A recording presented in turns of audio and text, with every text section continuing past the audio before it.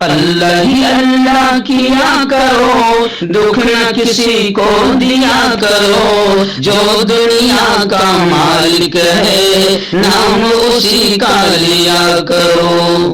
السلام علیکم ورحمۃ اللہ وبرکاتہ۔ آئیے دوستو، پرائم نیوز میں آج ہم بات کرتے ہیں کہ جمعیت علماء ہند کے راشٹریہ ادھیکش قومی صدر حضرت مولانا سید ارشد مدنی نے ملک کے موجودہ حالات کو دیکھ کر اور خصوصاً بنگال کے الیکشن میں جو فرقہ پرستوں کو بڑی جیت حاصل ہوئی ہے اور اس کے بعد پھر جو ماحول بنایا جا رہا ہے، اس کو لے کر جمعیت علماء ہند کی مجلس عاملہ کا 2 روزہ اجلاس ہوا، جس میں مولانا ارشد مدنی نے کھل کر یہ بات کہا، یعنی حکومت کو یہ پیغام دیا، فرقہ پرست طاقتوں کو یہ پیغام دیا کہ یاد رکھیں مسلمان نہ کبھی جھکا ہے نہ جھکے گا۔ مسلمان کو پیار محبت سے سمجھایا جا سکتا ہے، لیکن طاقت کے بل بوتے پر اسے جھکایا یا دبایا نہیں جا سکتا۔ آئیے سنتے ہیں کیا کہا حضرت مولانا ارشد مدنی نے۔ جی ناظرین، جمعیت علماء ہند کی مجلس عاملہ کا 2 روزہ اجلاس اختتام پذیر ہو گیا۔ اس موقع پر مولانا ارشد مدنی نے کہا ہے کہ مسلمان نہ جھکا ہے اور نہ کبھی جھکے گا، اور انہوں نے یہ بھی کہا کہ اس سے پہلے بھی مسلمان فرقہ پرستوں کے نشانے پر تھا، لیکن اب فرقہ پرستوں کے نشانے پر مسلمان کے ساتھ ساتھ اسلام بھی اب نشانے پر ہے۔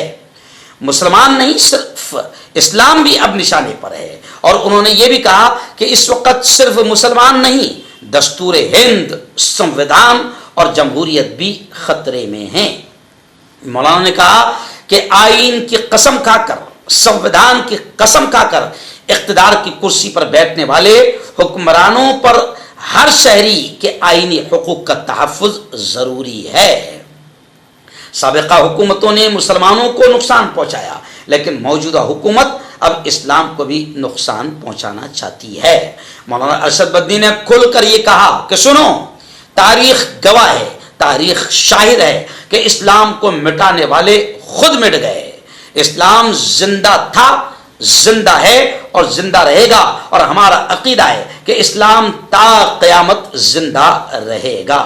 مولانا ارشد مدنی نے اپنے خطاب میں یہ بھی کہا کہ نفرت کی سیاست کی جگہ اب دھمکی آمیز سیاست نے لے لی ہے۔ اس کا مقصد صرف اور صرف مسلمانوں کو ڈرا دھمکا کر یہ باور کرانا ہے کہ اب انہیں یہاں ایک مشروط زندگی گزارنا ہوگی، اور جو ایسا نہیں کرے گا اس کی جگہ جیل میں ہوگی۔ اس طرح کی نئی سیاست قانون اور آئین کی بالادستی پر ایک سوالیہ نشان ہے۔ جمعیت علماء ہند کے صدر مولانا ارشد مدنی نے یہ بات جمعیت علماء ہند کی مجلس عاملہ کی 2 روزہ میٹنگ میں آج اپنے صدارتی خطاب میں کہی۔ انہوں نے کہا کہ اقتدار کے لیے کچھ لوگ امن اور اتحاد کے ساتھ ایک خطرناک کھلواڑ کر رہے ہیں۔ سیاست کی اس نئی روش سے پورے ملک میں منافرت اور مذہبی شدت پسندی کی ایک نئی لہر چل پڑی ہے۔ حالات کچھ اس قدر دھماکہ خیز ہو چکے ہیں کہ جس کو دیکھو آگ اگل رہا ہے، مسلمانوں کی تذلیل کر رہا ہے، اور قانون کے رکھوالے ہاتھ پر ہاتھ دھرے بیٹھے ہیں۔ مولانا مدنی نے آگے کہا کہ ابھی 5 ریاستوں میں اسمبلی الیکشن ہوئے، بطور خاص مغربی بنگال اور آسام میں کھلے عام انتخابی ضابطۂ اخلاق کی دھجیاں اڑاتے ہوئے اشتعال انگیزیاں کی گئی اور مسلمانوں کو کھلے عام دھمکیاں بھی دی گئی۔ الیکشن جیت لینے کے بعد بھی دھمکیوں کا یہ مذموم ناپاک سلسلہ جاری ہے۔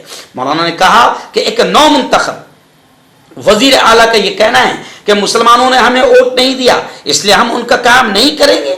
آئین اور جمہوریت دونوں کا مذاق اڑانے جیسا یہ ان کا بیان ہے، کیونکہ آئین ہر شہری کو برابر حق دیتا ہے اور جمہوریت نے ہر شہری کو اپنی پسند کا لیڈر منتخب کرنے کا اختیار دیا ہے، اسی لیے الیکشن بھی ہوتے ہیں۔ چنانچہ اگر کوئی شہری کسی کو ووٹ نہیں دیتا تو یہ کوئی جرم نہیں، مگر آج کی سیاست میں اسے بھی جرم بنا دیا گیا ہے۔ حکمرانوں نے ڈر اور خوف کی سیاست کو اپنا شعار بنایا ہے، لیکن میں یہ واضح کر دینا چاہتا ہوں کہ حکومت ڈر اور خوف سے نہیں بلکہ عدل و انصاف ہی سے چلا کرتی ہے۔ مغربی بنگال کے نئے وزیر اعلیٰ کے اس بیان میں صرف ہندوؤں کے لیے کام کروں گا، اس نے نفرت اور مذہبی شدت پسندی کا جنون قرار دیتے ہوئے مولانا نے کہا کہ ہر وزیر اعلیٰ ایشور کو گواہ بنا کر یہ عہد کرتا ہے کہ میں آئین، سنویدھان اور قانون کے مطابق بلا خوف یا رعایت بغیر کسی محبت یا عداوت کے تمام طبقات کے ساتھ انصاف کروں گا۔